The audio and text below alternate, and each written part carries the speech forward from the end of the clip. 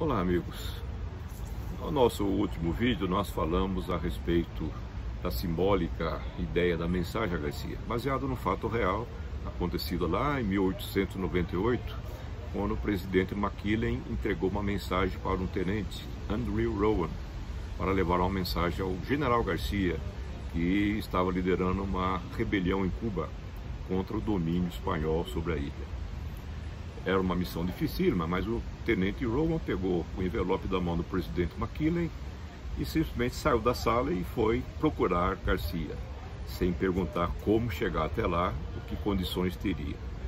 É um exemplo até hoje de pessoas que assumem uma missão e enfrentam todas as dificuldades que as grandes missões têm. Nós temos um caso tanto parecido de uma mensagem de Garcia recente aqui no Brasil. Não é o general Garcia, mas é o general Pazuello, que assumiu há algum tempo o Ministério da Saúde, no meio da pandemia e após 2 ministros que não deram certo. O general Pazuello estava, portanto, incumbido de uma missão de resgatar o que for possível nas condições de tempo, do momento, da situação sanitária do país, a pior crise sanitária que o país teve em sua história. Essa é uma missão dada ao general Pazuello. Os generais do Exército Brasileiro são extremamente preparados e quando eles assumem missões é porque eles sabem que podem dar conta dela. E aconteceu um fato que nos leva a pensar uma dessas grandes dificuldades que existem nas cumprimento de missões. O general Pazuello, numa reunião com os governadores, disse que o governo compraria vacinas produzidas pelo Instituto Butantan a partir de uma vacina desenvolvida na China. No mesmo dia, o presidente Bolsonaro vem desautorizar essa fala do ministro Pazuello e diz que o governo não compraria a vacina chinesa do João Dória. Ele já misturou a política com a questão sanitária grave por que passa o país. E muita gente viu, na permanência do general Pazuello, depois da fala do presidente, um cara fraco, que se deixou ser humilhado por um presidente que fez ele engolir um grande de um sapo. Nós vamos falar então sobre a arte de engolir sapo. Mas antes, se inscreva aí no nosso canal, dê o seu like, compartilhe o vídeo se achar interessante. Nós temos sapos pela frente, muitos deles não há como evitar. Nós temos que enfrentá-lo, temos que engolir muitos deles. Claro que o general estava preocupado com a sua missão, não com esse enrosco no caminho que ele estava percorrendo. O general, ao contrário de ser fraco, se mostrou forte. Ao contrário de se mostrar humilde, humilhado, ele se mostrou poderoso em termos de integridade e de caráter. Esse é um ponto importante. O destempero, geralmente, é o problema do destemperado. Bolsonaro tem mania de criar sapos ali no lado Paranoá e de vez em quando ele acerta alguns dos seus colaboradores. Paciência. Mas na nossa vida, os sapos aparecem também e eles aparecem todo dia. Eu costumo dizer que os problemas que nós temos de tomar decisão todo dia pela manhã, como você chega na sua organização, na sua empresa, na sua repartição, são sapos que você tem que, muito dele, engolir.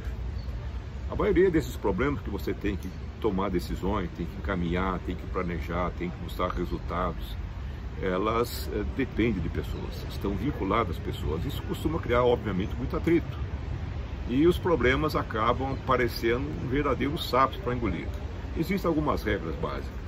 Primeiro, se o teu chefe, como é o caso do general, te botou um sapo na goela, é importante você mostrar, nem que seja por uma cara feia, ou por um pequeno e simples gesto, que você não gostou da brincadeira. É provável que isso tenha acontecido, ou até conversar isso depois, para não ficar tão barato assim. Quando se coloca esse desconforto claramente, você já digere 90% do sapo que engoliu. E é bom saber. Mas esse aspecto de você encontrar os problemas na sua mesa e começar a ter que engolir, paciência, os problemas estão ali, é a função de todo chefe, todo líder, é resolver o problema e criar condições para que os problemas sejam resolvidos por todo o seu time de trabalho. E é importante já começar pelo sapo maior que tiver na sua mesa. Vai engolindo esse, não deixe para depois. O problema de deixar de engolir esses sapos que estão pela sua frente é que eles costumam crescer. e se os sapos que você não está tratando, não digere, logo eles vão se espalhar. Mas é importante observar o seguinte: muitas vezes, no decorrer desse processo de resolver problemas, você acaba empurrando o sapo para a goela de seus companheiros, seus subordinados, até dos seus colegas, eventualmente até dos seus chefes.